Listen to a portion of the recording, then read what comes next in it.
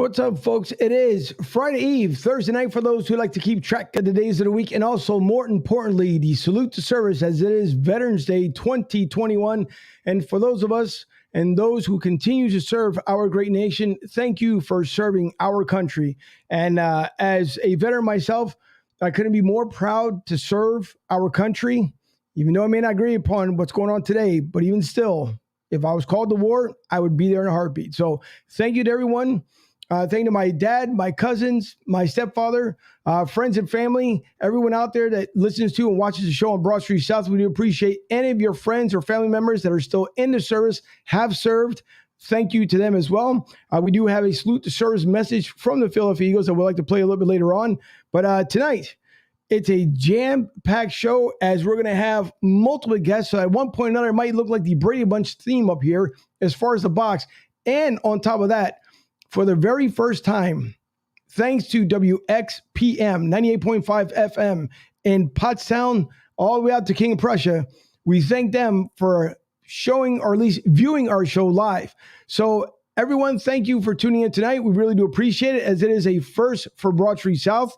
I can't thank those guys enough, along with Goose, for making things happen. So thank you to WXPM. We will have their site there momentarily as soon as I get done doing the introductions.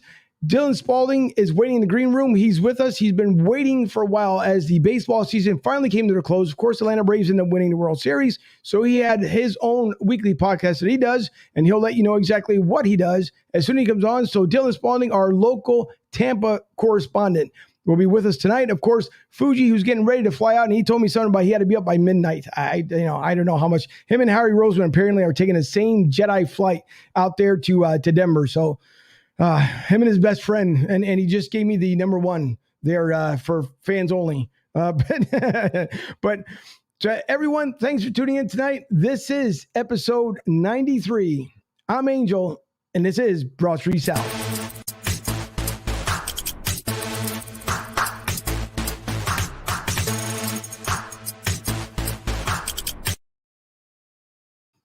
I do see the comments coming in, so you guys just hold on there for a second. And by the way, we were going to give away the live call-in number, but because we are on radio for the first time tonight, we're going to hold off until Sunday just to make sure that everything works just fine. And the only thing I ask is if you guys ever call in, and of course, if you listen to us the next day on the podcast, on the download version, anytime you guys will call in, which will start on Sunday, just make sure you keep it clean so we don't get fined by the FCC or anyone else. But with that being said, the Godfather, who's been patiently waiting since last week, and we might not even want to talk to him just because he decided to go again against the grain, but it's okay. He didn't have to eat crow because, he picked the winning team and we can't hate him for it. But nonetheless, here is the Godfather, Vito Corleone.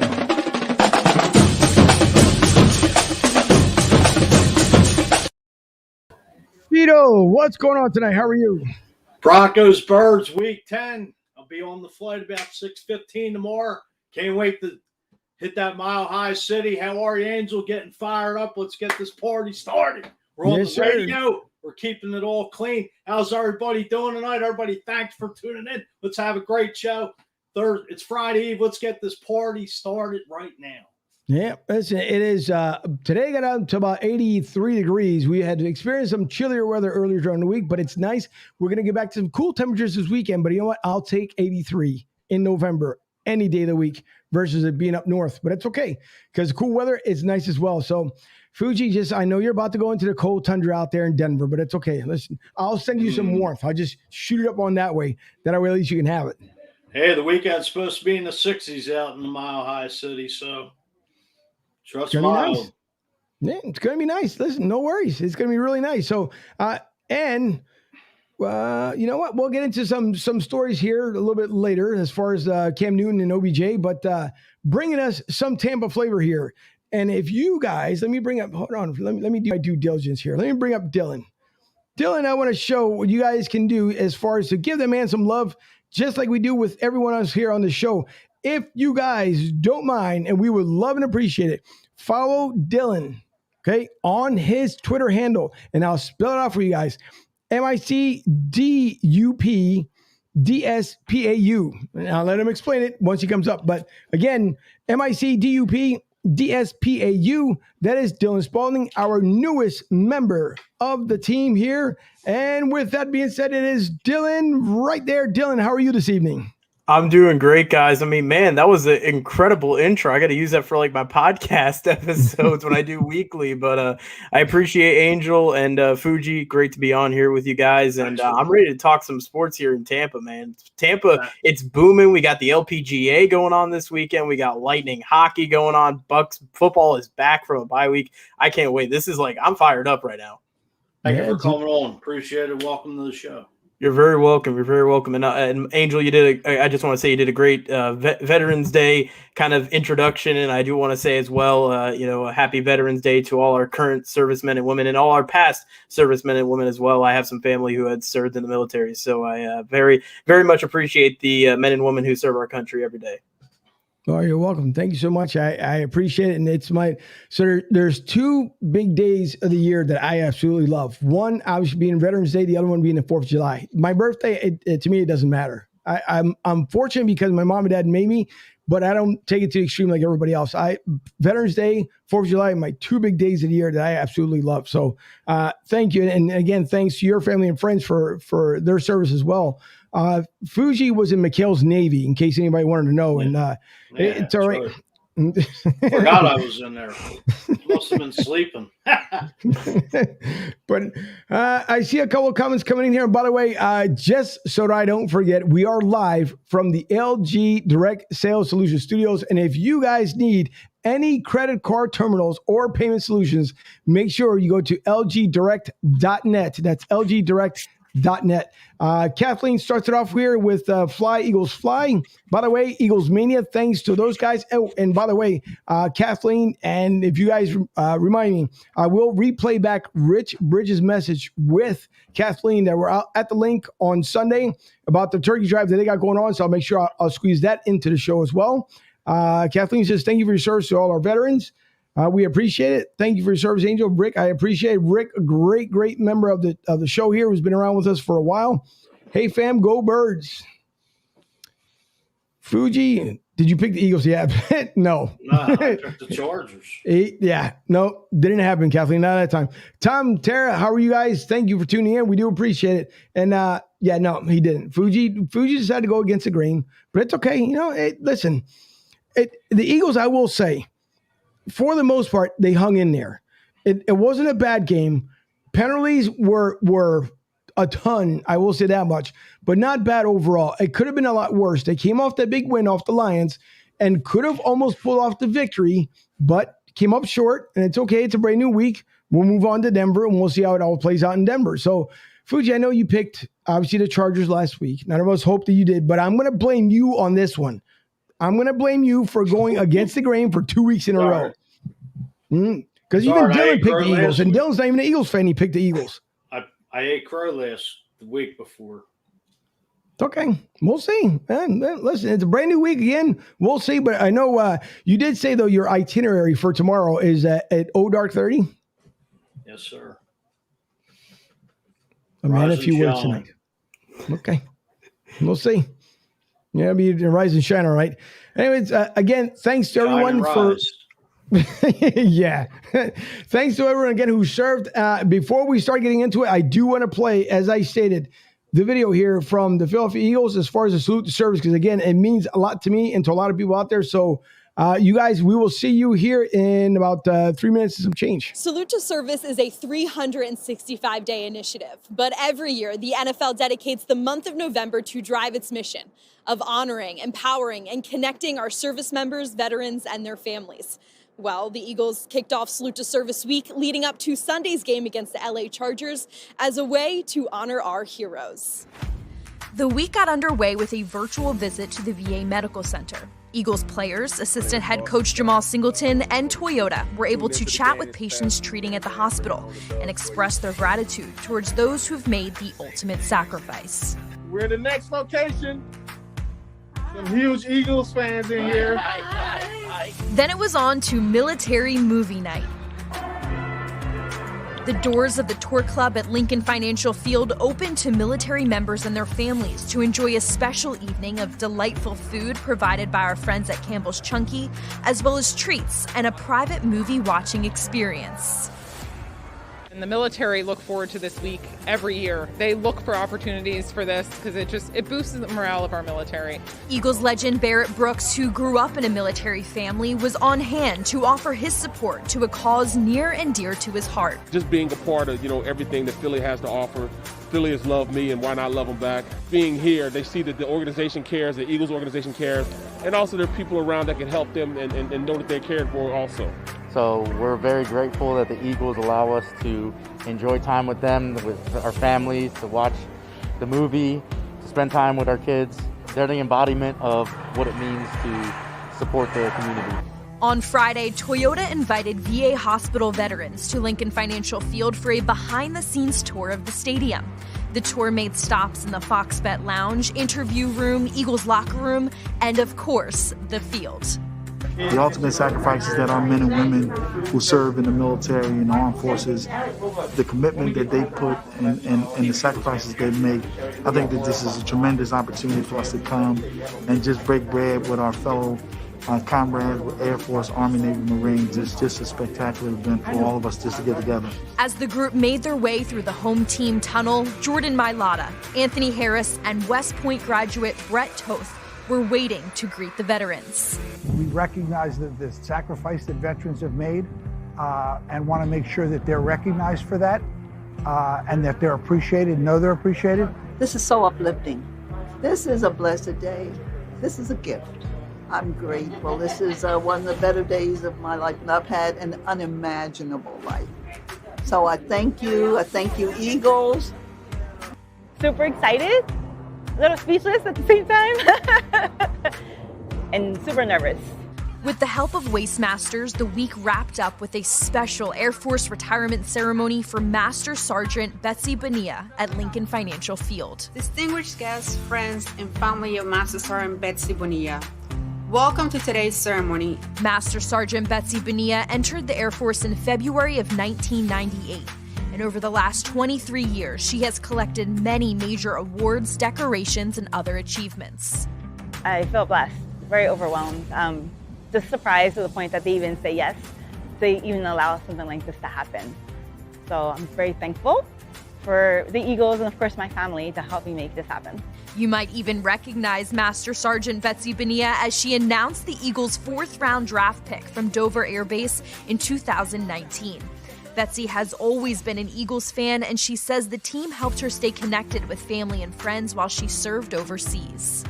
And it's always been definitely just a big way to keep the family together, keep in contact. Every Sunday is like family time, mandatory, and really good friends as well. So I have a lot of friends here that are also in the military. Some of them are retired, gotten out from the other branches, and that's always been a connector. So we all connect just through football, through the Eagles, and then this is just our home. This is where our heart is.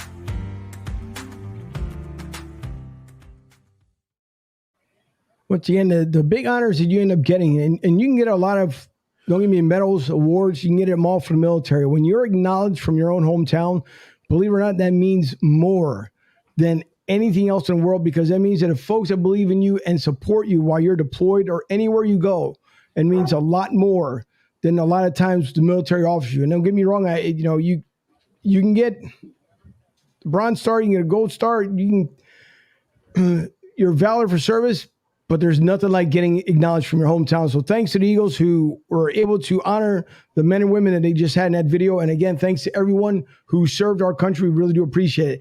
As I see waiting in the green room, and I think Kevin already had a plane right out there to Denver. I think he's going to meet Fuji. So Kevin, hang on for 1 second. I'll do the same for you as I do it for everybody else here. If you guys want to follow here, Orange Weekly Podcast, as you guys can see right there at Twitter. Just look for at Orange Weekly Podcast with Kevin Dandino. And with that being said, we will introduce the man himself right there. Kevin, how are you this evening? I'm great, man. I'm great. Hey, thanks all of you for having me on. This is it's always fun to hop on other podcasts and do some cross collaboration and whatnot, dude. Thanks for coming on. Appreciate it. It's always it's always a lot of fun. See, for us, the way we like to, just like you said, we like to have fun with everybody. Like if invite other podcasts on so we can, cut it up with everyone else and then keep that relationship going, because you never know. Sometimes you're going to end up doing another show just because. And then this year we actually had a pre-draft one. And we end up having fun with that one. So believe me, it won't be the last time, Kevin, you'll be on. Awesome. I look forward to it. No problem. And I got a couple of more comments here I'm going to bring up before we get hot and heavy into it. I see Kathleen. She says Sirianni finally stuck with the running game, which he did. Tom says that Eagles defense can't stop anyone. We hope that it changes. Kathleen, we ran the ball. And for Gannon there, obviously trying to somewhat step up. You got to give Gannon a little bit of credit. And Rick said just got back from Vegas and we had to pull and had to travel through Denver. Eagles fans already arriving there at the airport. Put the kibosh on Denver Broncos sticker that I saw. No, and we know. Thank you, Kathleen. I appreciate. Listen, we know that Kevin. If I'm pretty sure you've probably seen Eagles fan come. If not, if you've been somewhere, they do travel in thousands, not hundreds, in thousands. And that Eagles chant will go all weekend long leading up to the game. So hopefully, everybody out there in Mile High City is ready for it. Hey, I'm just hoping it's not as bad as what the Broncos, what us Broncos fans did in Dallas this last weekend. I think it was one of our defensive players in the fourth quarter was hyping up the Broncos fans on the field, telling them we were so loud that, you never see the opposing player try to get the crowd louder because they're chanting for you. And so we're going to try and be louder than the Eagles fans, but I'm sure there's going to be a bunch of them out there. So it's going to be a good game. Oh yeah. Okay, Fuji. I was going to say I'm actually leaving here 6:15 tomorrow morning, so nice. I'll be out there 8:30 your time. Looking forward to it. Yeah, man. It's a hell of a town. I was actually out there about 20 years ago, so I'm sure it's grown leaps and changed bounds a little since, bit. But, just to dive right into the game, I mean, what's the take of Von Miller being traded for a second and third round pick to the Rams? Sure. So I think, it started off with a lot of just that shock, when you have that the face of the franchise suddenly gone. I mean, there's no other way to react other than just, holy crap, like, did that just happen? Initially we didn't know what we were getting for it other than he was going to the Rams, right? So as we got word that we were getting that second round pick, third round pick for him, it made sense. Vaughn's contract is coming up at the end of the year. Probably weren't going to re-sign him. So if we wanted to get anything for him, now was the time to do it. On the other side, ton of respect for Vaughn. I mean, everything he's done not only for the team, but the community as well. This is a grade A player, grade A person. And so wanting him to, allowing him to go somewhere where he has a chance to win another Super Bowl before he retires. Let's face it, guys, it's not going to be with Denver. He probably has 3 or 4 good years left. I don't see Denver being in position the next 3 to 4 years to being serious Super Bowl contenders. So, best of luck to him. I totally expect that when he is ready to retire, he'll sign that one-day contract with the Broncos again, just to retire as a Bronco. But, some people are still really upset at it, but I think the majority of us, it makes sense from a business standpoint and wish him all the best. So. As far as the Broncos defense, I know they're kind of like flying under the radar, but I believe, aren't they like second overall in defense in the NFL? So according to Pro Football Focus, overall, we're actually kind of down there a little bit, and we're ranked 20th, but that, we had those 4 games that we just absolutely couldn't do anything, right? So coming out of the gate, winning those 3 games in a row was huge, obviously against like the worst teams in the league, but we just couldn't do anything. I mean, we made nobodies look really, really good. And so I think that's what really hurt us. Now, what we've seen over the last 2 weeks has really shown movement in the right direction. You look back to a couple weeks ago where the Broncos played the Washington football team. I mean, you want to talk about an ugly, ugly game. For anyone who didn't see it, don't watch it. It was bad. It was ugly, right? It was a defensive battle. But our defense showed up and really held their own. And then you see what they did last week against Dallas. So I think they're on the up and up. There's some weak areas. We've been hurting, I think, a lot with our inside linebackers going down early in the season. Josie Jewell, especially, and Kareem Jackson, those guys getting injured for the season, that hurt us a ton. But we've been able to bring in guys like Kenny Young, who have really stepped up to fill that role. And I think that's where you see over the last 2 weeks, the defense trending in the right direction again. What's the status of Justin Simmons? Is he still nicked up, or is he possibly coming back? Simmons is good. He was out there last week. He made one of the big 4th down stops that the Dallas tried to run early in the game. Came down there and filled the gap. So Simmons, there was a lot of talk early on in the season, especially during that 4-game losing skid we were on, that, what is Justin doing? He's not really in coverage very well. He's letting a lot of big plays past him. But it seems like, again, over the last 2 weeks, something has clicked where he's really turned things around. He had 2 interceptions against Washington. So, and then at least one big play last week, if not a couple. So, he's back to being healthy. Now, the big one is Patrick Surtain, who, big relief that he had a knee injury, and thankfully it was only a strain or something like that. It wasn't any kind of ligament tear or anything like we originally thought. So he's only going to miss a couple of weeks, but we are going to be without Pat Surtain out there, who has been one of, next to Justin Simmons, those two have been locking it down back there. So without him, it's going to be a definite question mark of, can we protect those long plays that I'm sure the Eagles, you guys are going to try to get over on us. I was hoping to be Patrick Surtain going up against Devontae Smith. Yeah, that would have been a hell of a matchup. One-on-one this week. That would have been a hell of a matchup. Yep, not this year. Hopefully, and Jerry Jeudy. I mean, his status just coming off the IR. What's the take of him? So same thing. A lot of questions when he was coming off of IR. How would he do? Are we going to ease him back in? Looking back to this last week, let me pull this up here. So he actually had 8 targets, 6 receptions for 69 yards.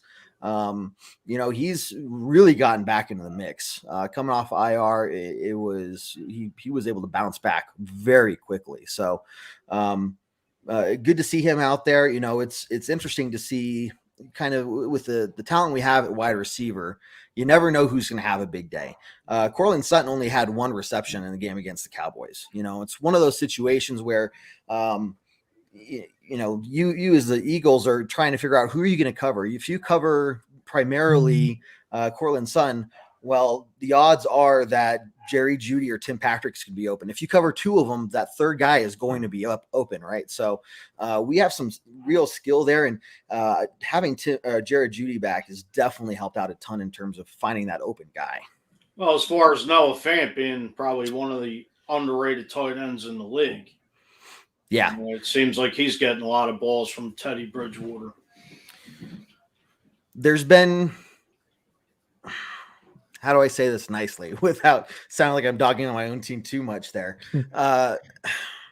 We haven't really been utilizing Noah Fant as well this year. He has had some, drop passes early on in the season, especially, on some 3rd down conversions that he wasn't able to, convert on. And it seems like we've kind of gone away from him. His blocking just hasn't been there this year. He has the skill set. We've seen him in recent years. I think he's totally underrated, but for whatever reason, we're just not utilizing him. And when we do, he seems to kind of fall flat. So, he didn't have any receptions this last week at all. Albert Okwuegbunam, our number 2 tight end, had 4 receptions for 25 yards. So he's getting more targets than Noah Fant is actually. Can you touch on the running game of Javonte Williams and Melvin Gordon? Just the way they came out like gangbusters last week against Dales. Yeah. Well, I mean, if you look at having that 2-set running back picture is phenomenal, right? Being able to split the time 50-50. Javonte Williams, I mean, we traded up in the second round to get him, and what a hell of a steal that guy is. He's had 35 missed tackles this year. Or broken tackles this year. He leads the league. In fact, I think he leads like half of the teams in total in missed tackles. So this guy is, give him a couple more years and let him develop. He is going to be an absolute beast. We don't really foresee the Broncos keeping Melvin Gordon this next year, maybe for one more year if they can't find someone else. But Javonte Williams definitely looks like he's going to be the lead back after this next year. And if we can find someone that is young as well, and maybe for a little less money that can perform just as well as Melvin Gordon has been. And don't get me wrong, Melvin Gordon has been doing phenomenal as well. I think he's averaging like 4.4 yards per carry this season, which is, that alone is fantastic. So they both have their own skill sets and their own strengths and whatnot. But Javonte Williams, it takes 5, 6, 7, 8 players to bring him down sometimes, man.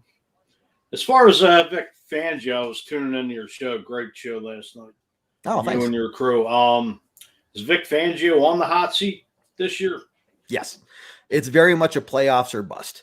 Now, the conversation this last week, it's crazy just to see how quickly the conversation changes week to week, right? After we had lost that 4th game in a row, everybody is calling for him to be fired right away. We beat the Washington football team barely, but we beat them, and suddenly it's like, okay, well, hold on. And now we beat the Cowboys by a lot. We didn't let the Cowboys score until there was less than 5 minutes in the game, right? So now the conversation is, we're a 5-4 team. If we're in a position this next year where we're 9-8, but we don't make the playoffs, we're in that gray area of we've had a winning football team for the first time since 2016, but we didn't make the playoffs. So do you really fire the first coach that gets you a winning season for the first time in 5 years just because we didn't make the playoffs?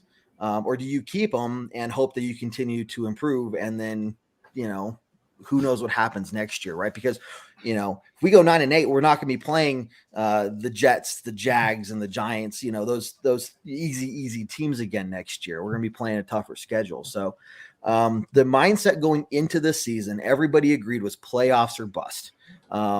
So I would not be surprised, and I think I'd actually be very okay with it if we don't get in the playoffs. I don't care what our record is, we need to move on. And I think that's what you saw partly from the Vaughn trade as well, is the GM sending a message saying, look, you're pretty much done unless you make the playoffs. And the odds of making the playoffs it was 4-4 at the time are not that great. But I tell you what, this Broncos team that showed up this last Sunday, they can beat pretty much anyone, or at least be in the game really closely. So who knows? That's the thing with this Broncos team the last 5-6 years is we've seen flashes of brilliance under Vance Joseph and Vic Fangio. We've seen those flashes, but as soon as we see the flash, it's gone. And so a lot of us are very skeptical that, man, we played for the first time in 5-6 years, the best game the Broncos have played since the Peyton Manning era. Is that going to sustain?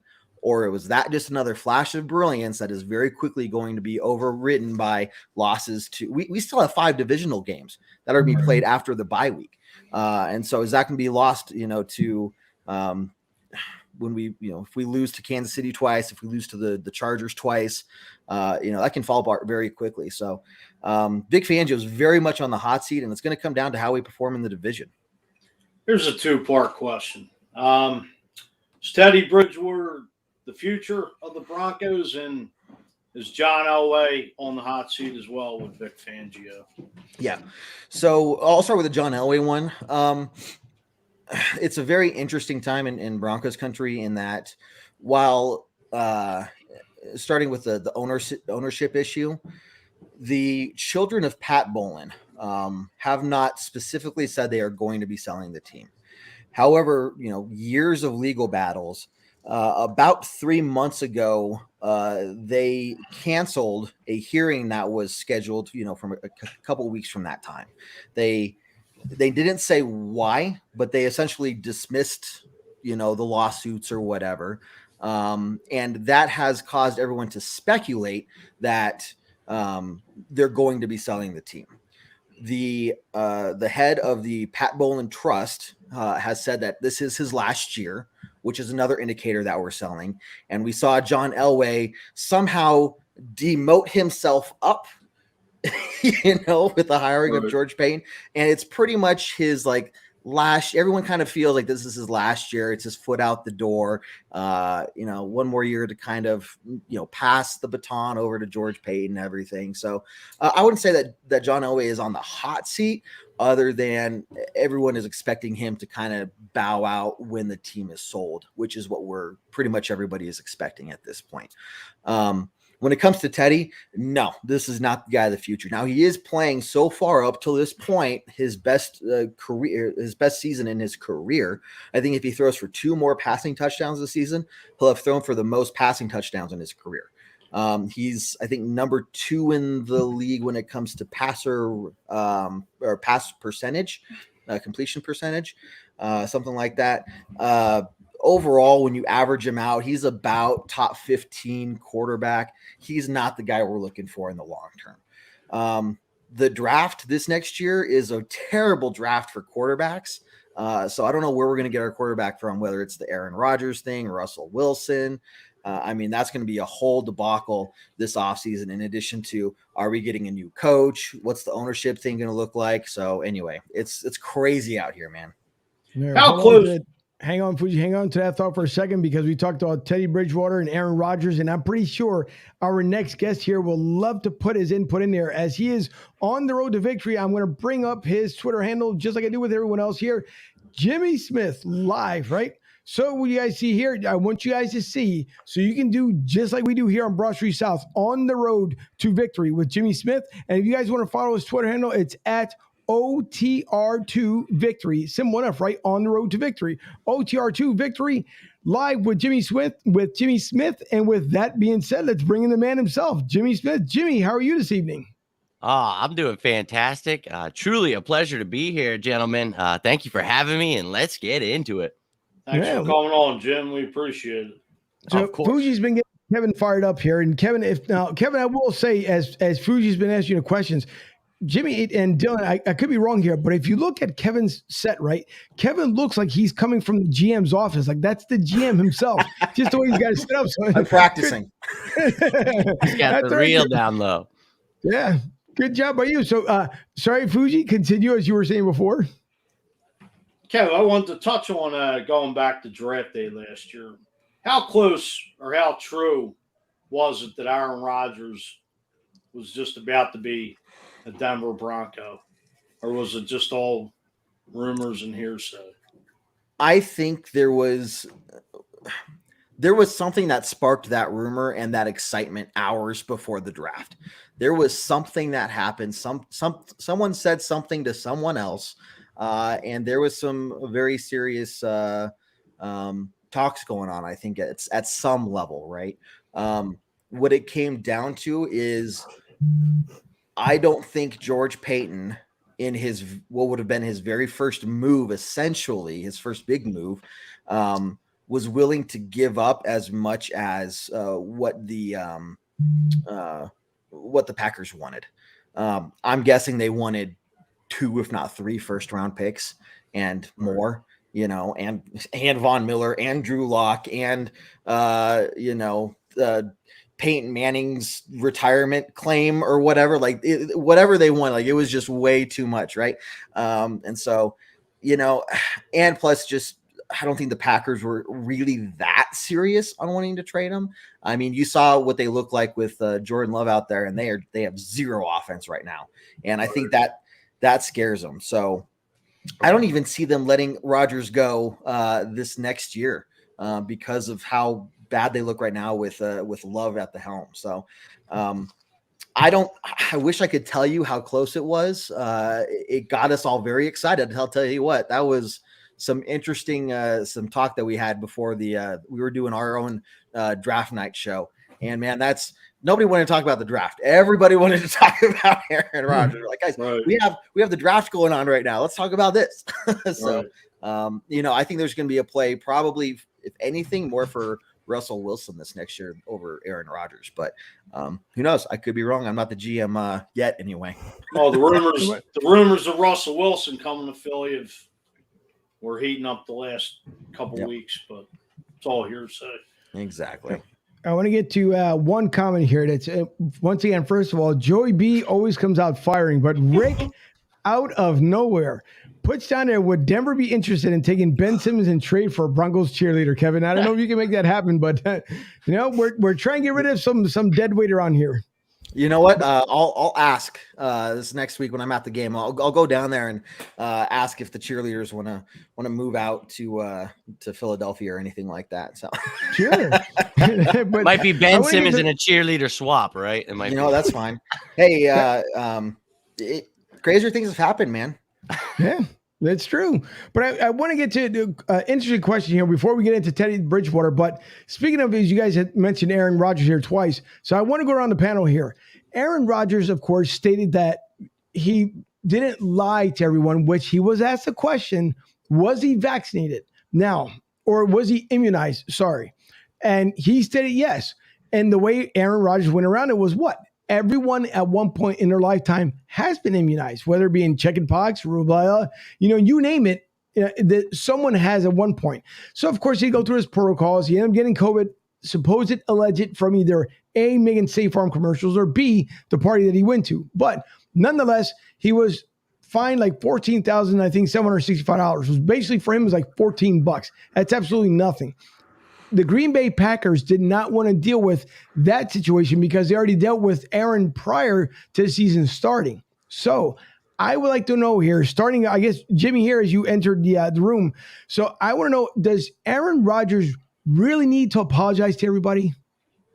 I mean, I would, if I were him, I would apologize to the Packers fan base and that team. I mean, that's who he owes it to. He doesn't owe me anything or anyone else, but I mean, the NFL probably too, the people that are paying all that money. And look, it's a lot of money. We talk about that's, chump change to them, but still, they're getting paid to do a certain job. And no matter what, people always come back to, it's about the game. Well, you are hindering your football team. They could have had certain things in place. You talk about there was trade interest from teams like the Broncos. So many teams interested. It's like maybe they pull the trigger if they know he's not going to get vaccinated. But he goes about it in a way where he definitely, telling a white lie by, oh, I was immunized. It's like, yeah, okay. Well, it's like when you ask your kid, like, oh, did you wipe your butt? Well, I wiped my butt last week. It's like, well, today we got to do it again there, little buddy. So, I mean, I think that was definitely a dirty move by him. It definitely did my fantasy team dirty. So I was not prepared. This is the first year I was like, I'm going to take their advice. Go one quarterback. That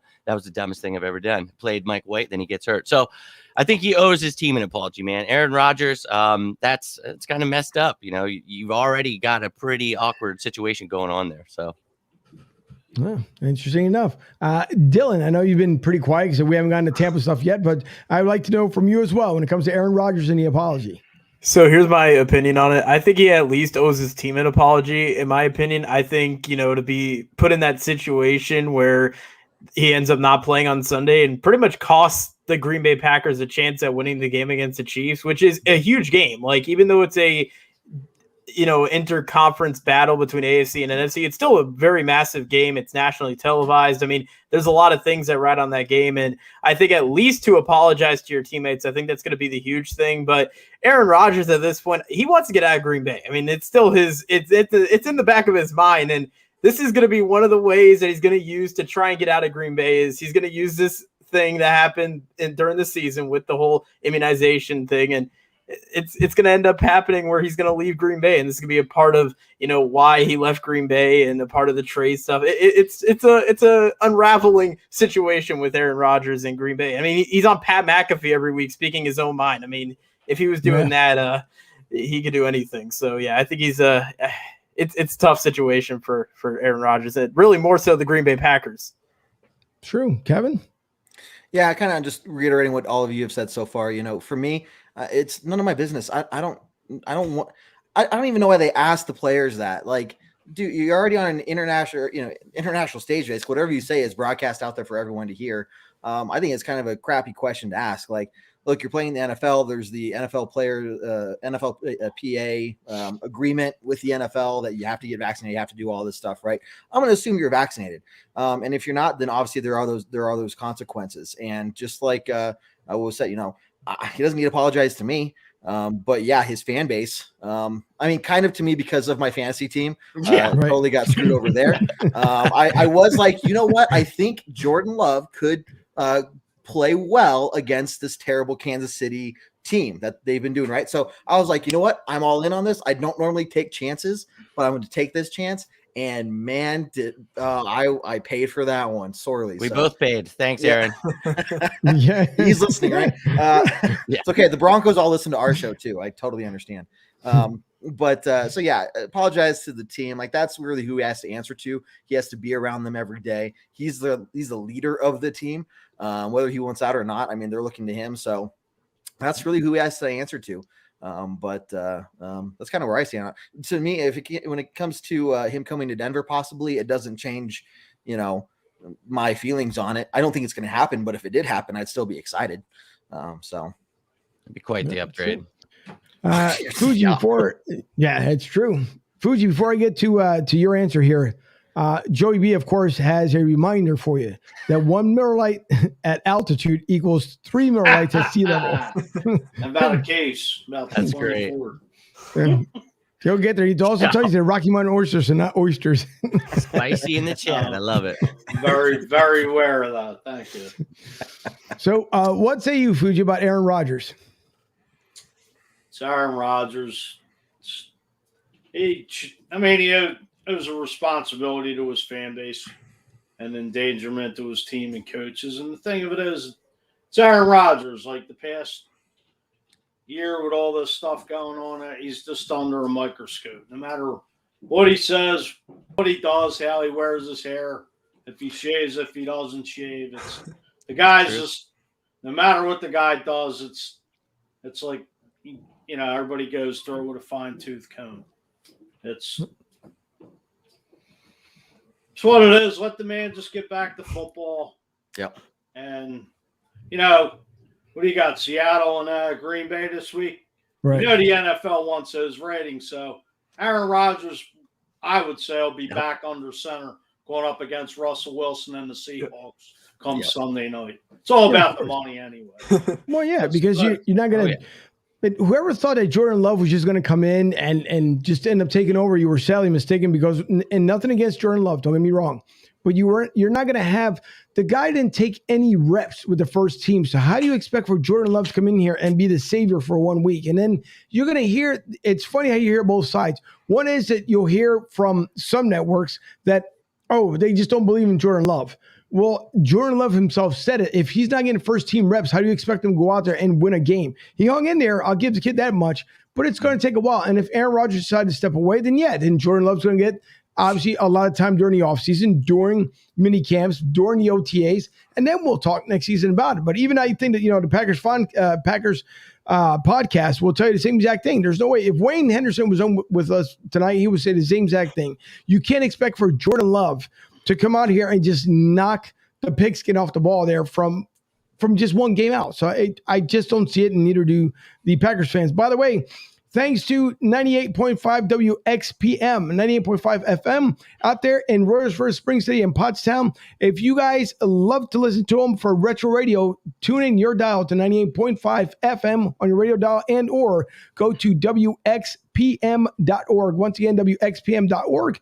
And if you guys can see, it's powered by my tuner. So thanks to WXPM for making us live here tonight for the first time for us, at least in our short time podcast history, and for believing in us. And again, what a group to do it with tonight, with Jimmy Smith from On the Road to Victory, with Kevin Dandino from Orange Weekly Podcast, and of course, Dylan Spaulding, our new local Tampa correspondent. And Fuji doesn't need any introduction because he keeps going the opposite way, but it's okay. We love the Godfather, and it's all right. It happens.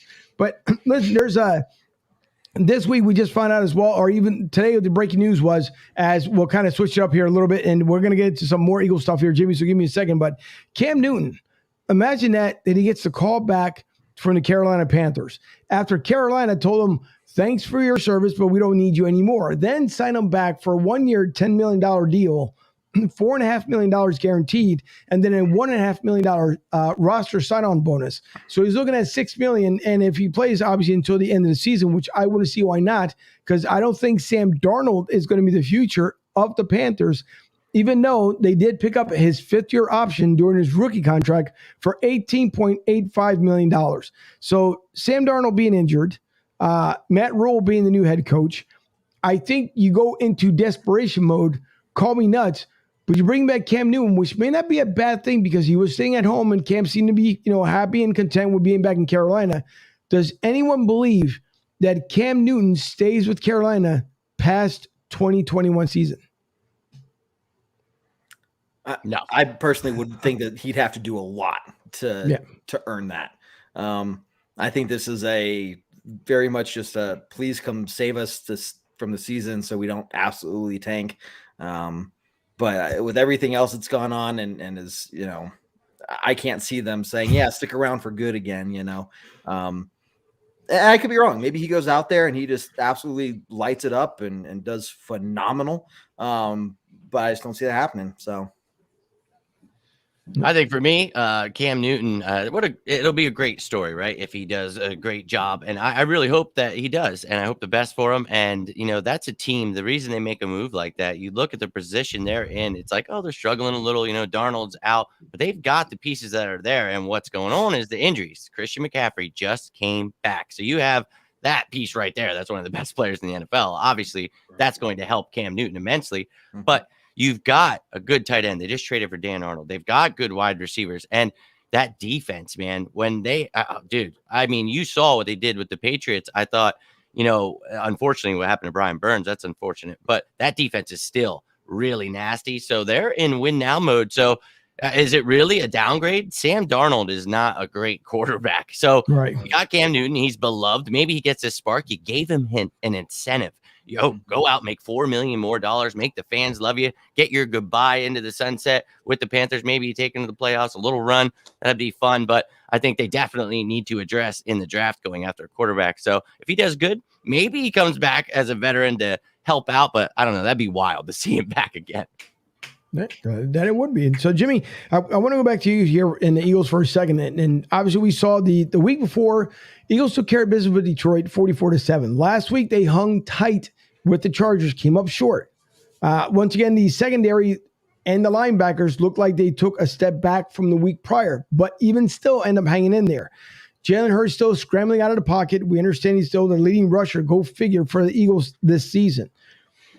If you had to give this team at this point any kind of passing grade, and coming from you, one of the great ones here, I'd like to know your thoughts as far as what kind of grade would you give this team and how much hope do we still have for Jalen Hurts and the rest of this Eagles season as we're not coming up on the second half of the season? Oh, great questions there, Angel. Let's be real here. For me, going into this season, I literally said it, and this is crazy for me. As Eagles fans, we are nuts. We put so much into our team.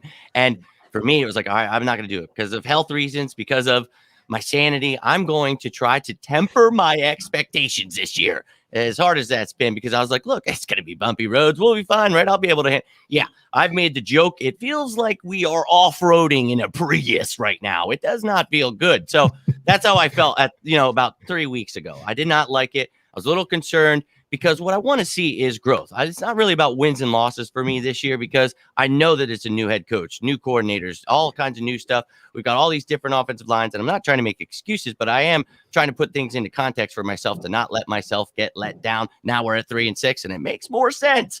So you look at things and you're like, what do I want for the second half? It's the same thing I wanted the past few weeks. I wanted to see growth. So against the Lions, it's just the Lions. Well, I said, if we can get a 25-point win, if we can put up plus 30 points, I will feel great. We put up 44 points, beat them by 38, 44-6. What a beautiful game, but it's just the Lions, right? So you go against the Chargers. You better not get away from that run. You have to run the ball to make things easier for Jalen Hurts. You cannot have that guy throwing the ball 30 plus times. He needs work. He is someone that needs developed. We all knew that coming into this season. This is his 13th game. He's had 9 different starting offensive lines. We don't run the ball for most of the season until the past couple weeks. So it's been really hard to gauge what's going on. Sure, he's missed some wide open throws, but I also watch Patrick Mahomes, Trevor Lawrence, Josh Allen. These guys miss wide open throws. These are things that need to be worked on. We know that. But he has the talent. He has the leadership. He has that drive that gets me excited. And he does, like in the second half, wow, if he plays like that, he's unstoppable. The first half, you see those couple missed throws, and you're like, damn.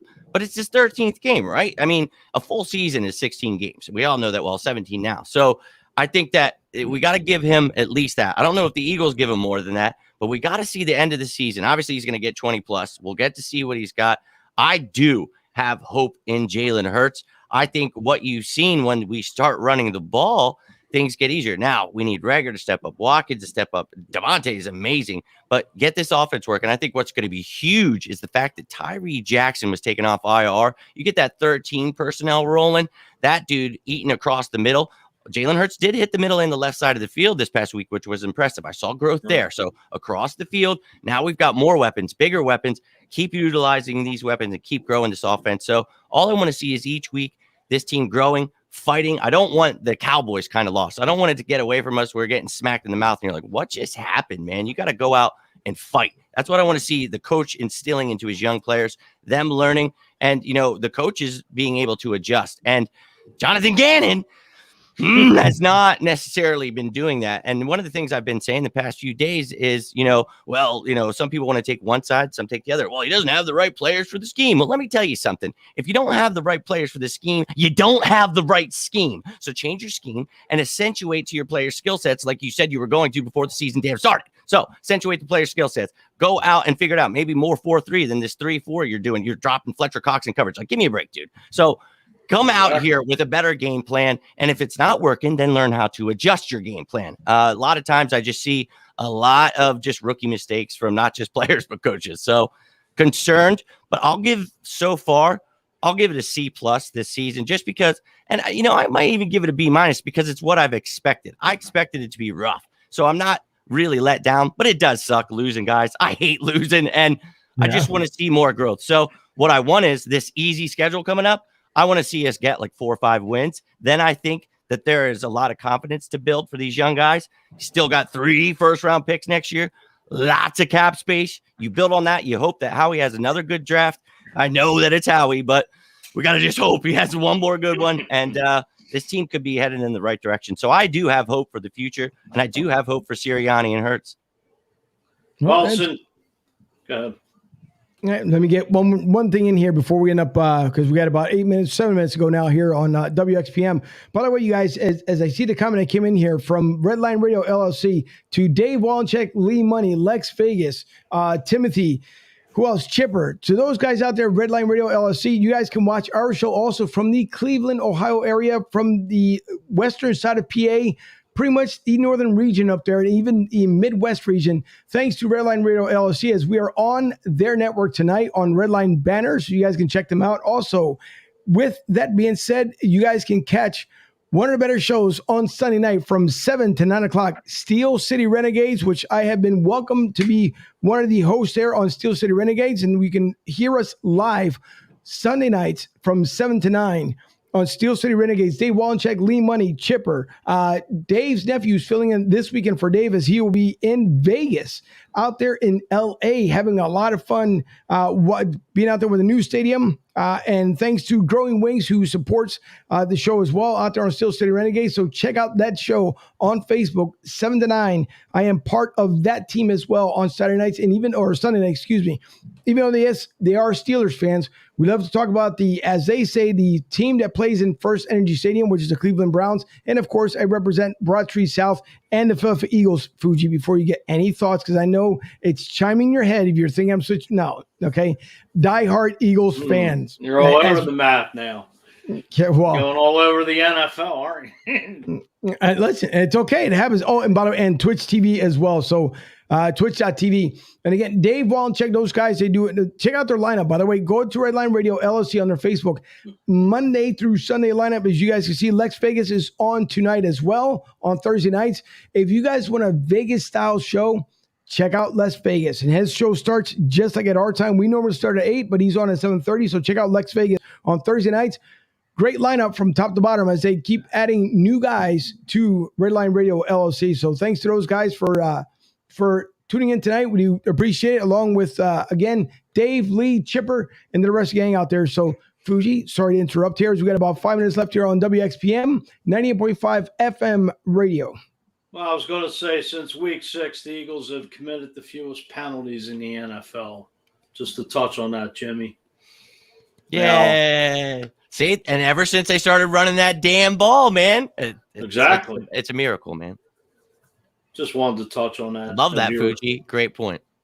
Thank you. That's absolutely true. Now, because we have to get our local correspondent here, as well as Fuji says, or Joey B says that Fuji's actually Stallone long lost brother. He is, dude. Did he tell you guys we ran into each other at the game? We're all the way at the top, dude, and all of a sudden I hear, yo, Jim.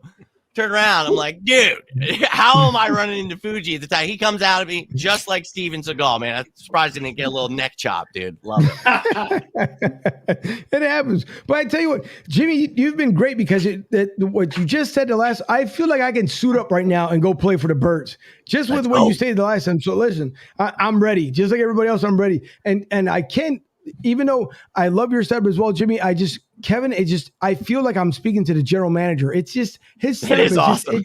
It is. So very nice job by them as well. Dylan, so we know obviously the Tampa Bay Buccaneers are banged up. We've seen it. Obviously, a couple guys are out. Antonio Brown's still out. He's so far doesn't have the cast. Still has a boot on his foot. So you have also Gronk being out because of his lower back.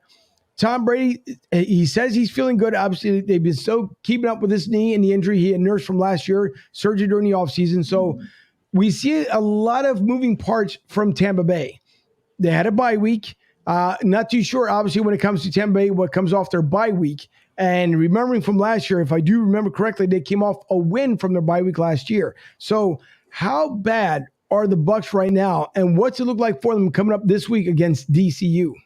I think honestly, the Bucs are banged up. We obviously know that they have the injuries or guys missing some big pieces. Antonio Brown, obviously, probably being one of the biggest contributors this season. And it's kind of crazy to think, like being a Bucs fan, it's kind of crazy to think that he came back for another season. I thought he was honestly going to be gone. I thought he might have gone and go get maybe a different contract, try to, maybe establish himself again as the number 2, number 1 receiver, but he's fit in perfectly with this offense. And I think he's really embraced the Tampa Bay Buccaneers organization, and it's been really fun to watch him play. But I think with these next 2 games coming up, you have a relatively easy schedule before you get to that Bills game. That Bills game, I think for Bucs fans and even for myself, I circled that game in a red marker. It's right now, that's the biggest game on the schedule remaining for the Bucs, maybe other than maybe the Saints right now. The Saints also have been playing very well as well here.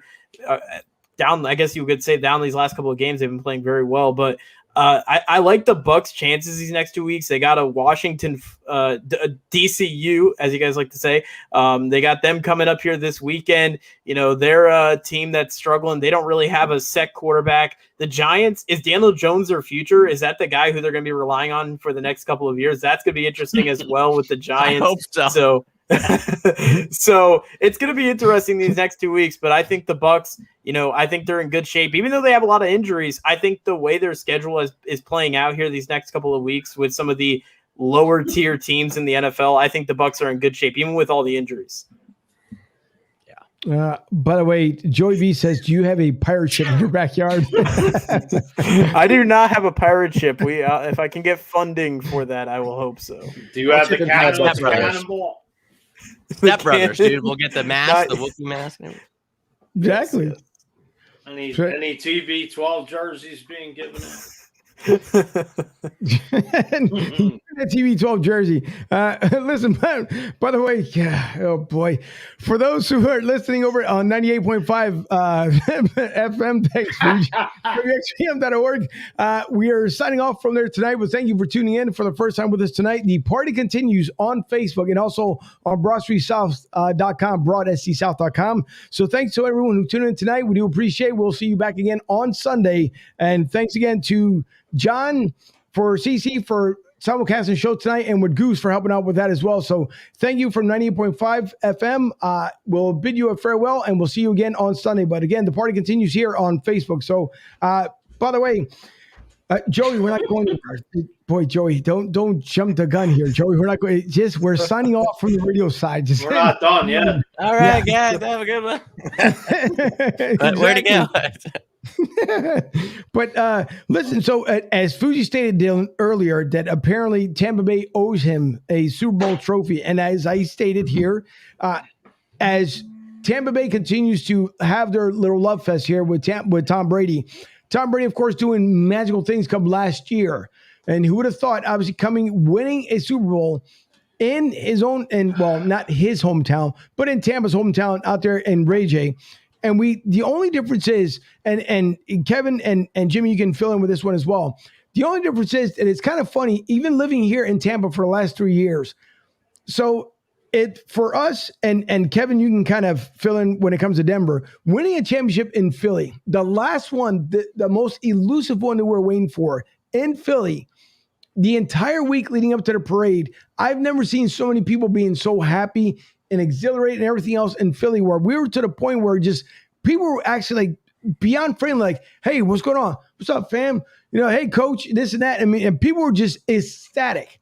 It seemed like it lasted, honest to God, and no offense to any Tampa fans listening in tonight, but it seemed like it only lasted for like 5 minutes in Tampa because it's the next season. You guys are still the defending Super Bowl champions. And it just seems odd where a lot of people don't have the same kind of passion commitment as they do for the Tampa Bay Lightning. And, it seems like the Lightning have the biggest fan base down here in Tampa, even with the Rays. But it just seems like the Bucks fans were like, yeah, we won. Okay, that's cute. We believe in our college teams, USF, Florida. But it's odd. Is it just a weird disconnect, Dylan, when it comes to the Tampa Bay fans, or is it just the NFL just not as popular as the NCAA? Well, I wouldn't say the NFL isn't as popular as the NCAA. I think the NCAA, the NFL it's a global company. It's a global brand. Everybody knows what the NFL is. Even if you're not an NFL fan, you go look at the logo and it's the NFL. It's now what are they expanding to Germany now, I think, next season. So it's a global brand. They've had NFL Europe before. So again, it's a global brand. But in my opinion, I think it is a little bit of a disconnect for the Buccaneers fans. I think, Buccaneers fans have been so used to these losing seasons. And I've been part of it. I was born in 2002. So I was born right when they won the Super Bowl. I was so young. I don't even remember when they won the Super Bowl. All I can watch is YouTube videos of when they won the Super Bowl. So I've been through all these terrible seasons with Josh Freeman and Jameis Winston and just terrible seasons. And we've had some seasons where it looked promising. We had that 9-7 season with Winston. I was very, very high on that team, and I was very high with Winston early in his career. But now with the Bucs winning, it's been awesome to be able to celebrate it and stuff. But I do see there is a little bit of a disconnect. I could see where you're coming from on that, Angel, because I think fans are so used to us losing and so used to the team not doing well, especially in the last decade, I would say, here for the Tampa Bay Buccaneers. So this is kind of a little bit of a nice thing for them, but I think fans are so used to this losing mentality. But I think we're in the right track. I think Bruce Arians is a very well-respected head coach, and I think the Bucs are heading in the right direction. And for how long it may be, I don't know. Only time will tell. But I'm excited to see what the future holds for the Bucs. But I do see a disconnect, though, with some Bucs fans, because I think some Bucs fans are – I wouldn't say they're bandwagons because they are loyal Bucs fans, but they jump ship when the team is getting good. Fair. So I think, there you go. Exactly. There you go. Fair weather. I think Tampa and Denver have a little bit of commonality there. A lot of losing seasons and really rough times after John Elway, right? Could not find a quarterback, kind of like what we're in right now. Cannot find a quarterback year after year. And then comes along Peyton freaking Manning, okay? And so all these diehard Broncos fans who are just used to the Broncos losing and, maybe we make the playoffs, maybe we don't. But now we have Peyton Manning come along, and we get spoiled very, very quickly. All of a sudden, we are expected to win, right? And it made sense. It was Peyton Manning, like that. It was going to happen. And so when we won that Super Bowl, it was such such a big thing now. Angel, I see you wearing the Army hat. I was Air Force for 9 years. So I was down in Georgia Super Bowl year. And congrats to winning the Air Force Army game this last weekend. It was a close one. We'll get you next year. But but yeah, so being able to win a Super Bowl, not just a Super Bowl, but with Peyton Manning, being able to be that team that got him that last one, right, and in his final ride, I think that made it just so much more exciting. But what we've seen since then is fans just being spoiled, right? People having to understand we don't have Peyton Manning anymore. Like, this is a very different situation we're in. We're going to be struggling, and some of it hasn't been, helped out by some of the decisions John Elway has made. I mean, I don't know how many times they show that circular graphic of all the quarterbacks that have started since Peyton Manning left, and it depresses me every time I have to go do a couple shots just to drown my tears. Yeah, a lot of people as soon as we lose a game, fire everybody. Like, hold on, this isn't how it works anymore. So it'll be interesting to see how Tampa reacts once, eventually it might be 20 years from now. Eventually Tom Brady will retire. You might win another 10 Super Bowls before then, but it'll be interesting to see what the fan base does after Tom Brady leaves. If you're kind of in that same situation where, you win a Super Bowl and you move on quickly because you're expected to win. You have Tom Brady, right? So, I mean, when we won, everybody, all my Broncos fans down there in Georgia we were just so ecstatic. So, and I was watching the parade on TV, and I just wanted to be there so badly. But yeah, man. So it'll be interesting to see how Tampa reacts. I like this conversation. First, before I go anywhere, I just want to say Happy Veterans Day and thank you guys for your service and everybody out there who's watching. But can I pinch myself for a sec? Are we really in a panel talking about Super Bowls? That's right. I think what the difference here is, ladies and gentlemen, you heard it, and great stuff from Dylan and Kev here. They bring it up. They just got two of the greatest quarterbacks I've ever watched in my life. So you ever play a video game and you can't beat this level? You're having a hard time. So you're like, F this, I'm finding the cheat code, I'm beating this effing level. So you find the cheat code, you put it in, you go out and you beat the living hell out of that level. The level doesn't even stand a chance. And at the end, you're like, all right, that was kind of cool, I guess. But I kind of cheated to get there. Now, not saying Tom Brady deflating ball sheet. I'm just saying maybe that's how Tampa felt, and maybe Denver felt the same way. Like, you kind of, wow, you guys got lucky. But no, that's great, GM. That's, doing great to get one of the greatest. So I'm just making a joke there. But no, that's awesome. You guys got to watch those guys on your team. As much as we want to hate on Tom Brady or whatever, man, those are two of the greatest. So for me, growing up, a diehard Eagles fan, waiting my entire life to see that, took 30 plus years for me and to be on my deathbed to create my own brand and finally be like, all right, dude, do I get to see one? Like, I'll happily let myself die here if you just give me that one. And then we won. I'm like, all right, I kind of do want to live. So I'll keep the brand going. So that's where we are. And I think that's what it means to Eagles fans, life and death. And I'm not saying anything different to Broncos or Bucks, the people that love their team. Like he said, it's NFL, it's a worldwide thing. When you have passion, it could be any sport, anything, but Eagles fans are we're nut jobs. And, I think for me, we are. It was something, dude. I was at my dad's grave that morning. You know what I mean? And then to be there at the parade, just with the thousand, I mean, you're hugging people you've never met in your life. You're crying, I love you, man. You have no idea. But that feeling Angel was talking about, that was months upon months. And I know it's a city of brotherly love, but let's not kid ourselves. Not everyone's that friendly all the time. And it was literally, it was so beautiful, man. Even you'd wake up chipper, like, remind everybody that the Eagles just won the Super Bowl. And it was like that was something so special. And we're not used to it like a lot of those other cities. So I think for us, it was just, we're always so used to, we have been through the Coy Detmers, the Ty Detmers in life. Yeah. I mean, we have been to the bottom. Kevin Cobb, man. Oh, dude, we could sit here forever. I mean, and it's been tough times, but that is one of the greatest moments in my entire life. So I'm just happy to be part of this conversation, given my point of view from a Super Bowl with Nick Foles taking down one of the greatest quarterbacks of all time, Tom Brady. You can't make this up. And we were missing JP, Sproles, Marigo. So people on offense, defense, they're going to make a movie of that one day. John Hyder is Nick Foles. Can't wait to see it. Well, Jim, you're absolutely right. I mean, look at all the suffering, during the McNabb years, how close we did come, which probably the greatest Eagles era of all time. And sure.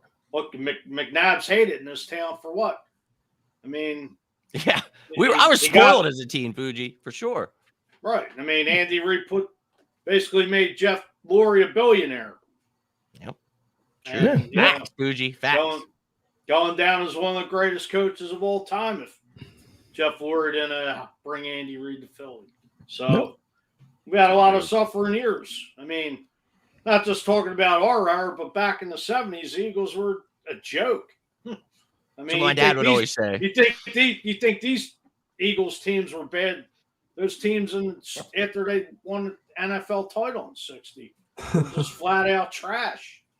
That's They true. were getting their asses handed to them by the Cowboys for years until Dick Vermeil came and then turned it around.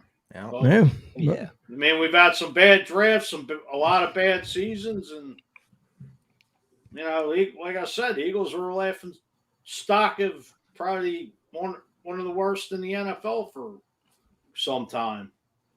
It's true. And these guys have felt it too, though. So that's what's so beautiful about this. Yeah, We're all talking, Bucks fans especially. Everyone remembers those creamsicle days, 0-20. We're on Saturday Night Live getting made fun of. I mean, we were literally the joke of the NFL. I mean, there's no question. We were awful. True. That's true. I mean, I feel for Browns fans. I mean, finally they made it to the playoffs last year. Who knows where they're going now? But you talk about suffering franchises for years. We'll pretend the Lions don't exist because they'll just always suffer. They don't. Exactly. They'll always suffer. That's what you get for doing Barry Sanders wrong. Yep. That's true. Johnson and Megatron. Yeah. By the way, Dave Wallencheck checking in again once from Redline Radio LLC in the house. Dave, and thank you for the compliment, Dave. I do appreciate it. But again, Dave Wallencheck and the rest of the guys here, Redline Radio LLC, great group of guys, great lineup there on Redline Radio LLC. And again, Steel City Renegades. You can hear Dave, minus this week, Dave, if you're still tuned in there. He was going out to Vegas to enjoy not only the shows, but hopefully what he hopes for a win out there in Vegas. So he got the opportunity of going out there, and he did. Joey B says, I feel sorry for Cleveland fans too. They have to live in Cleveland. LOL. By the way, for the comment of the night, Rick had a good one earlier, but holy moly with this one here. As he said, I'm 10 borrows. I was dying. Yeah. And I'll started let my like hair Aaron out, Rodgers.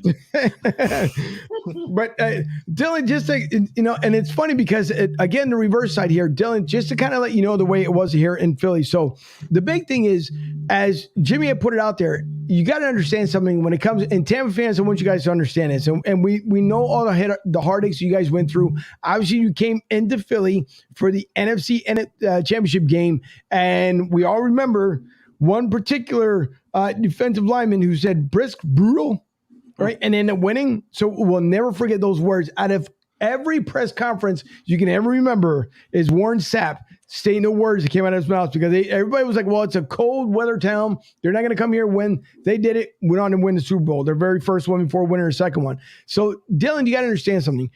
One thing is, in Philly, it's a, just like Pittsburgh, a blue-collar city. And you talk about years of anguish, years of frustration, years of just wanting to desecrate this team. And then they win it all. And honest to God, depending on where you were in Philly that night, it was a shock and disbelief. Like, did it happen? Because if everyone remembers that Hail Mary pass that Tom Brady threw into the end zone, everybody's waiting for that famous Patriots penalty call. And then we were talking about different things. And I can't stand the one thing I will say. The commentators that night, one person in particular, because the Patriots are going to come back and win this game, and everybody can celebrate right now. It's the halftime, everything looks good for Philly right now. And then at the end, you want to turn the tide. You know what? And you're still not welcome in Philly. I'm not even going to mention a broadcaster's name because he was just dying to be a diehard Patriots fan.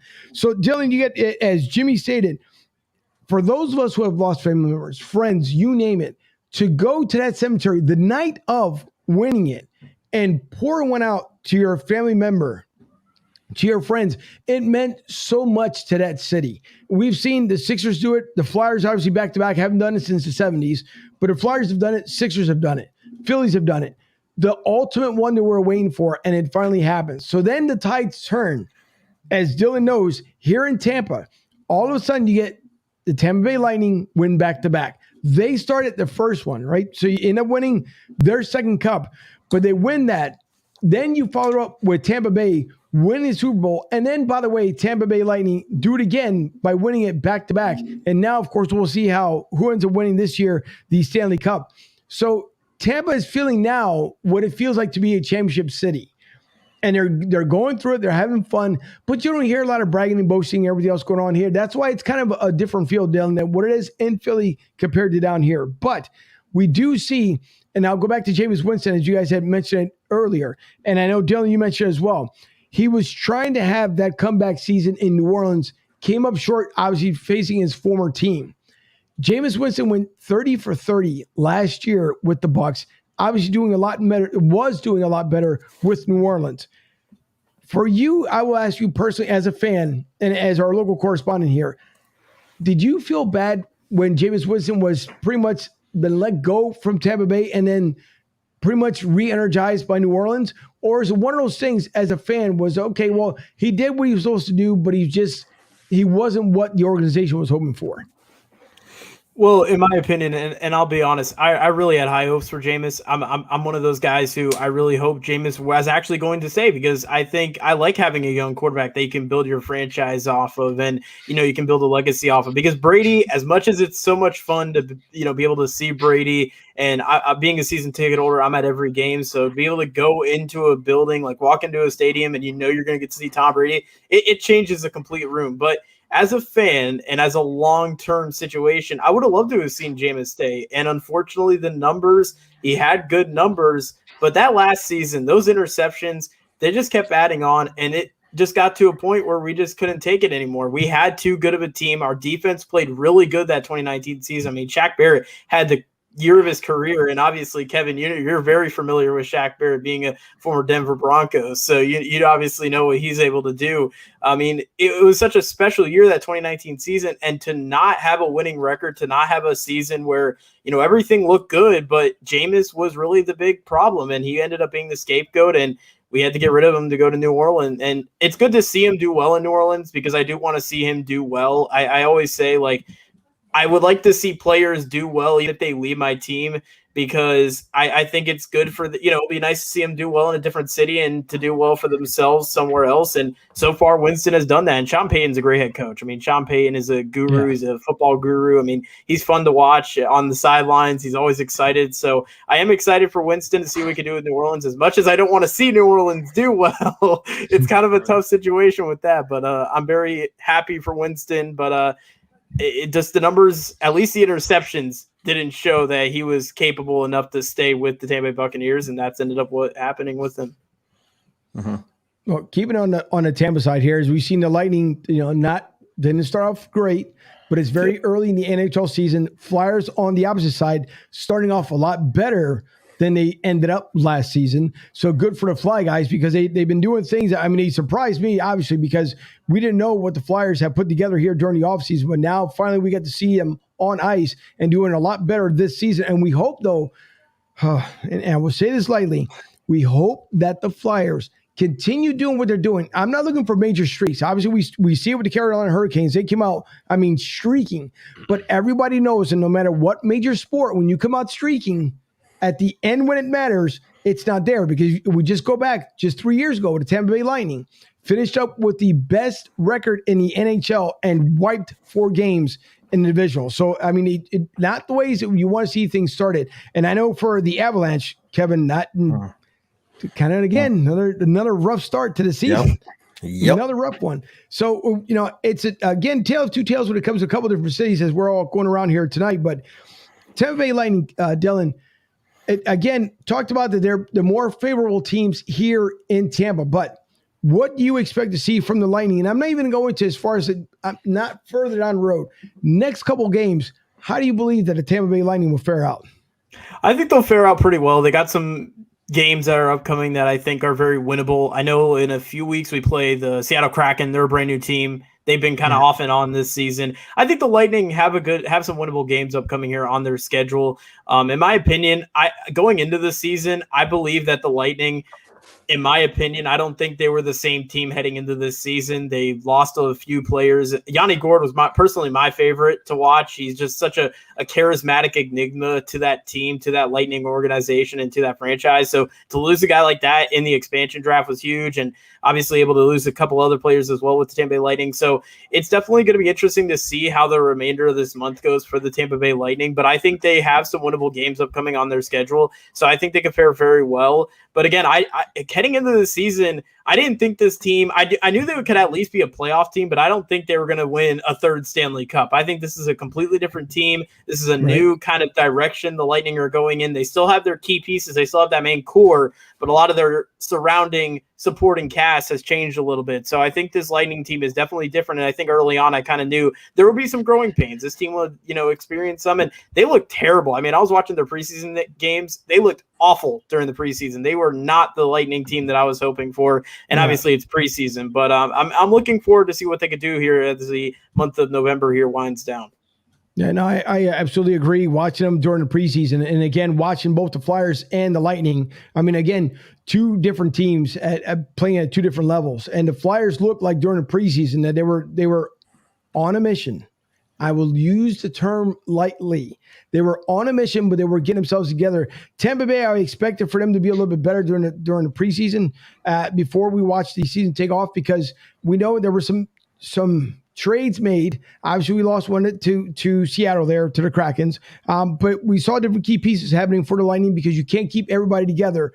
The Bucks got really lucky to be able to keep basically the entire Super Bowl team together for the most part. But not seeing where the Lightning want to be. But again, we do have, or at least the Lightning, I keep saying like if I own the team, the Lightning do, obviously with Cooper behind the helm, we'll see the adjustments how he makes. But yeah, I would think at least for the next 3 games, 2 out of 3 should be in the Lightning favor. Same with the Flyers. Flyers are looking really good, and I'm hoping they do keep it up, because the Flyers are for what they put together during the offseason, it shows. And I'm hoping, once again, that the GM continues to make moves when needed be to put the key pieces together to finally get us a championship in Philly since 74, 75.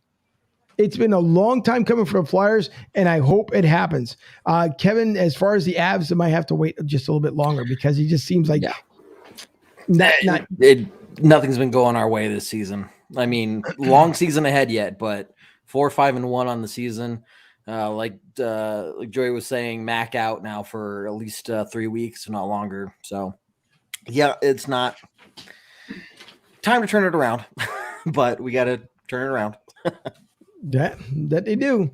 Joey B said, well, Mike, first of all, let me get back to Mike here. Mike, who is the president of Philly of the South. And by the way, if you guys travel, matter of fact, Jimmy and or Kevin, Dylan knows at this point, but Tampa Joe's down there at 9316 Anderson Road. If you guys are coming into town to watch a game, by all means, go down to Tampa Joe's, say hello to Mike Klein. He's always kissing babies and doing high fives and all the good fun stuff with Philly of the South. But he is the president for the past 26 years of the club, originally from the Philly market. So a lot of us that are down here from the Philly area. But if you guys take a look at his Facebook page here, Philly of the South, just like Eagles Mania, the official fan club of Broad Street South is Philly of the South. So Mike, we'll see this weekend, because I know we're going to be doing a live set with 98.5 again. So I'll see, because of course, got to make sure the audio's right. Joey B says, Kevin, he just followed you on Twitter. Can't wait to listen to your podcast. And then Joey Sharp, the Broncos should beat my Eagles this Sunday. Broncos fans are talking themselves into thinking they got a shot because the Chiefs aren't great this year. That entire division is mediocre to slightly above average. Teddy being great this year is skewed because the only impressive win versus Dallas. I mean, they did win. They did what they needed against the Jets, but the Broncos are an average team. The Eagles are also a bad team. Joe, by the way, if you guys get a chance, and Joe, but put your YouTube handle up there. Joe is a phenomenal singer. I know he's not as far as out there. There's no record deals. Joe does a great job and is constantly sending me stuff back and forth on Messenger.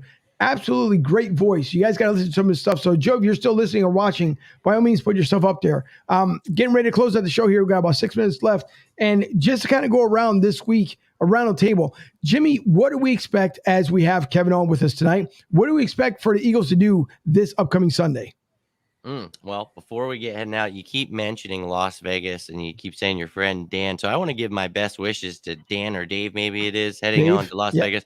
I hope he does not end up on the injury report like Anthony Harris coming back with the hands and groin injury. So have a great time down there, man. But I think for this Sunday, the Denver Broncos have the ninth. I think they're ninth in the league against the run, right, Kev? I think that people are sleeping on the fact that they've got a pretty good defense. Now they're dealing with some injuries. I'm sure you guys talked about before I was able to jump on. Patrick Surtain being one of them. I think I was really excited about seeing Devontae Smith versus him. So little bum there. They still got Kyle Fuller, man, and they've got Darby, who we all remember. And I like their safety duo. That's where I really like Justin Simmons, Kareem Jackson. I like those guys. I want to see if Malik Reed even plays. I know he's been dealing with an injury too. So they've got some pass rush there. He's a name that's underrated, I think.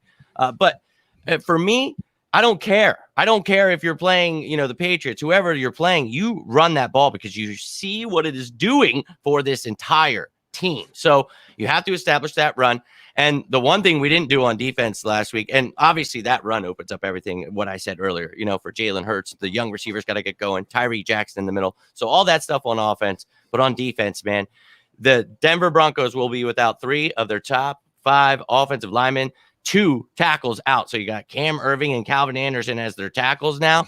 You have to attack. You have to get pressure on the quarterback. You have to get Teddy rattled. And, dude, they have a really nasty run game. So they're going to continue to pound that rock with Javonte Williams and Melvin Gordon, but it doesn't matter. You have to be able to stop the run for once. TJ Edwards seeing an advanced amount of snaps, so is Davian Taylor.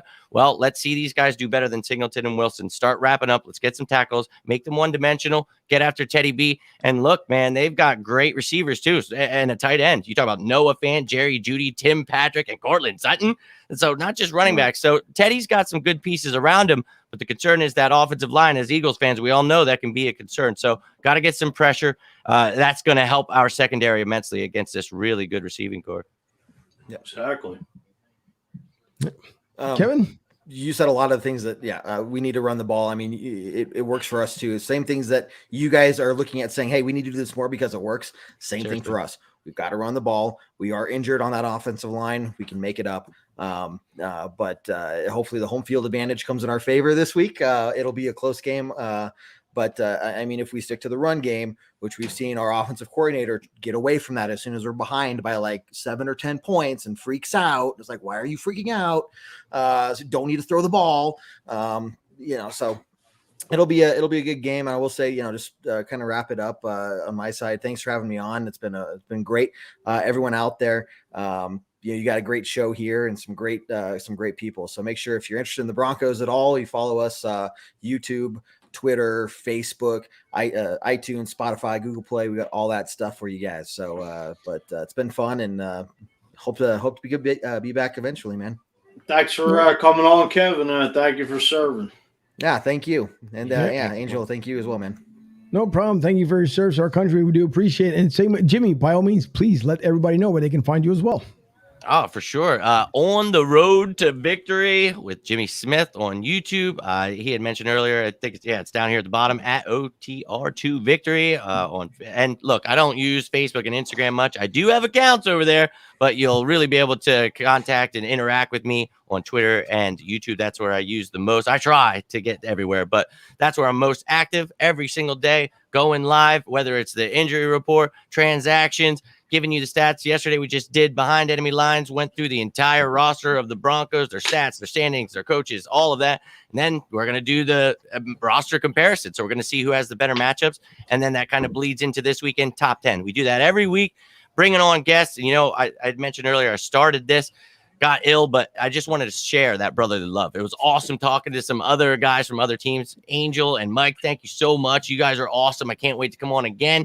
This has been great. to all the hilarious fans in the chat. This was seriously a great time. So appreciate you guys want to keep crazy. You know I'm crazy. I'm sure you can tell. But come check me out. Always talking birds, and we'll definitely get some of these guys on the show. And that's just what it's all about, sharing that brotherly love. So you guys are awesome. Thanks again. And thanks to all of you guys. You guys are awesome.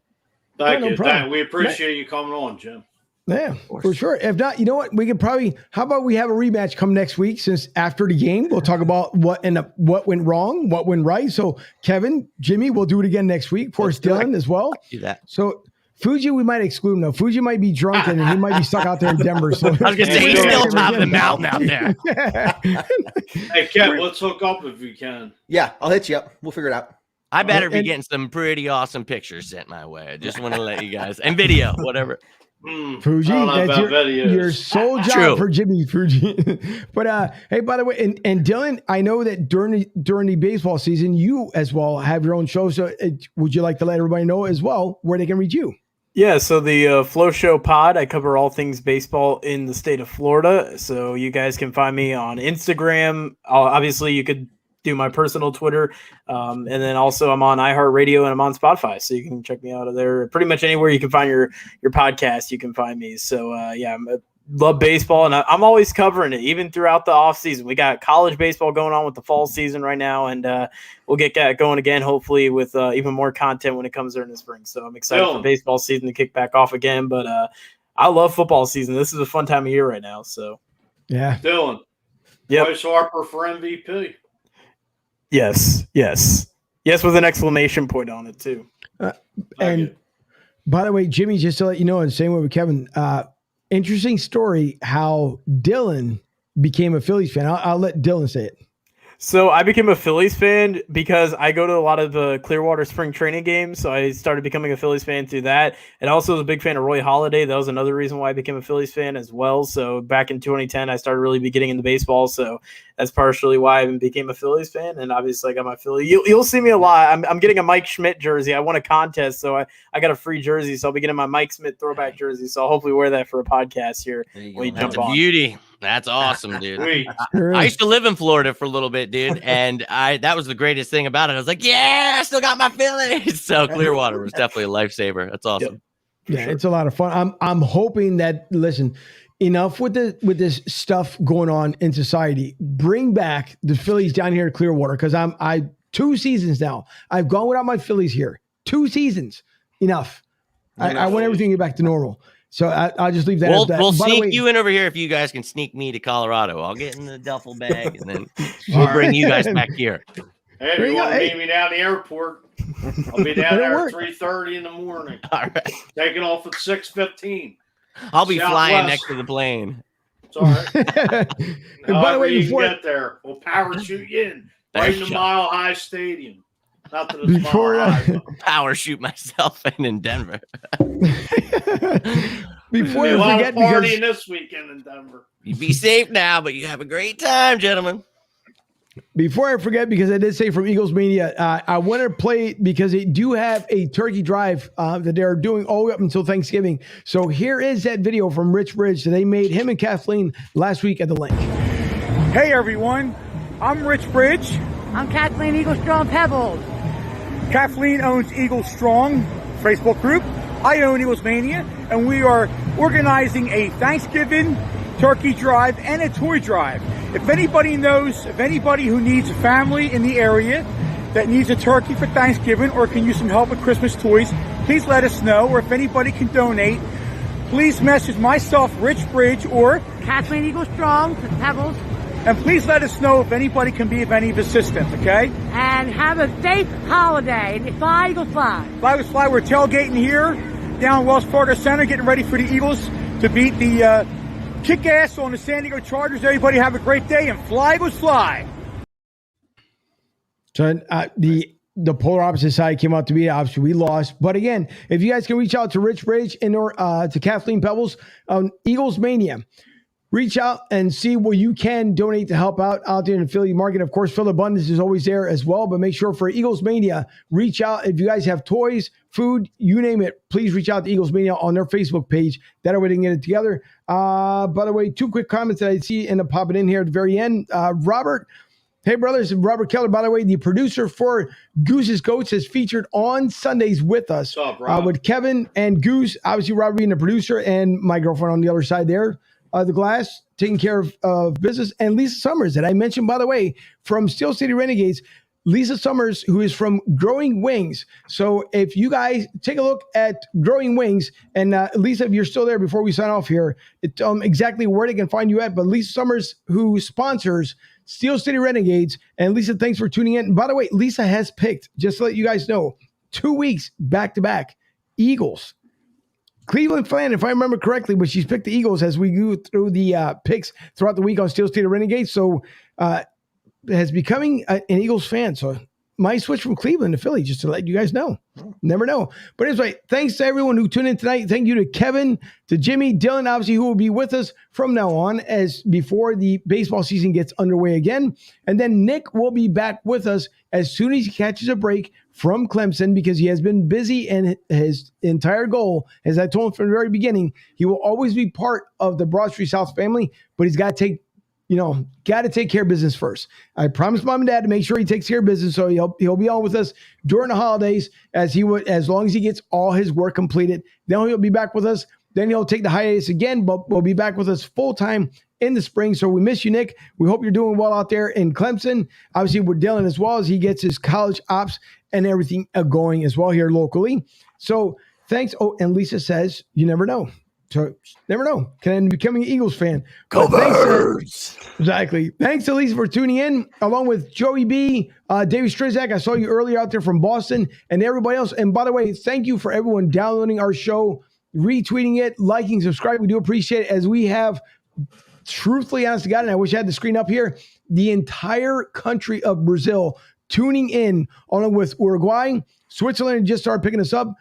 Poland, Germany, Northern Ireland, Russia, China, out of all places, go figure, and the other states around here in the U.S. So thank you to everyone who's tuning in. By the way, you can now listen to us on Stitcher Radio, on Anchor FM, and soon on Pandora. So thanks to everyone who is involved with the show. We do appreciate Goose's Coach, Robert, for tuning in. So for Jimmy Smith, for Kevin Dan, Dylan, I'm not even going to say the Godfather, because once again, he's going to be, by the way, don't let him fool you, Jimmy, because he's going to be on the Bird tomorrow with his best friend there. What's your best friend's name there? Ryan. Come on. No. Come on. The GM, come on. You can say it. Oh, Howie. Yeah. Him and Howie Give him a high five for me now. Yeah. They're taking a private jet at 3 o'clock in the morning. I may take this job. Yeah, don't let him fool you. That's what he was telling me off camera. So that's all right. We'll talk about it afterwards. But anyways, and for Debbie, my producer out there in Studio B, again live from. Oh, and I can't forget to mention the people who actually take care of business around here for us. Where is my other screen? Before I do sign off, I always tend to forget, but I want to make sure that I don't. Let me bring it up before I forget here. For everyone here, for Tampa Joe's, TampaJoes.com, where you will find Philly to South out there every given Sunday, or at least when the Eagles play. TampaJoes.com, great food, serious fun. It's an awesome place. Mike Gowen and crew do a great job. So when you guys are out there, don't forget to take care of your bartenders and waitress. 9316 Anderson Road out there in beautiful Tampa, Florida, right off of 589 Veterans Highway, 10 minutes away from the airport. Please visit TampaJoes.com. And when you guys are down here, if you live even locally, take a look at TampaJoes.com. Also, for the finest Monte Cristos in the Delaware Valley, please visit CigarGoose.com. Goose's Monte Cristo Lounge and Tobacconist at 250 West Ridge Pike in Limerick, Pennsylvania. Goose has such a beautiful job, or beautiful shop out there. His Monte Cristos are the best in the Delaware Valley. So please visit CigarGoose.com. And Fuji, even though I can't see you on screen, you must be how old to purchase a product? 18. 21 now. Wise guy. 21. And by the way, to Larry Gilman at LG Direct Sales Solutions, and it is the LG Direct Sales Solutions studio here. So to Larry Gilman, thanks for you and your support as well. If you guys need credit card solutions, payment solutions, even apparel, please reach out to LGDirect.net, and or as you see on the screen there, 855-777-3863, 855-777-3863. So thank you to our sponsors. Thank you to Big Sarge out there in Houston, our special media affiliate out there, BigSargeSports.com. as well. So thanks to those guys. And by the way, visit BroadStreetSouth.com, again, BroadSTSouth.com, and see our affiliated partners along with the friends of the show like Steel City Renegades, Redline Bennett LLC, and Crystal Clean Services. If you need your house and or apartment clean, please reach out to Crystal Clean. You guys will see her on her Facebook page attached to our Broad Street South, and soon her website will be up and running thanks to our IT guy, Matt Kelly, who does a phenomenal job each and every week. So thank you to everyone who tuned in tonight. We do appreciate it as I close out the show truthfully this time. Again, coming up at the end of the month, David Murphy, 6ABC meteorologist, will be in studio up there at Goose's Media Pond. So we'll be up there. Matter of fact, Jimmy, you should come up there when we come up. So I'll remind you the date and come up to the studio. Oh, yeah? Yeah. Oh, hell yeah. I'm sorry. I was just a little thrown off what you're saying. I'm like, wait, what? Yeah. I'm down. Yeah, let me know, man. For sure. So Murph, our weather guy, of course, beloved in Philly, he'll be up there in the studio. Yeah. So, and nice. I'm trying to add somebody else. Fingers crossed. I'm trying to add somebody else. I was confused because I thought you were in Tampa. I'm like, wait, am I going to Tampa? And then it all made sense. So I'm just pretending I'm not real. Traveling back home. I'll be traveling back home. Gotcha. So, and I will give, off the air, I don't want to keep, off the air, we'll also talk about the 100th episode. So hang on, you guys. But to everyone else, thank you for tuning in tonight. We do appreciate it. Everyone, have a great night. We will see you Sunday live at 2:30 for episode 94. So enjoy your evening.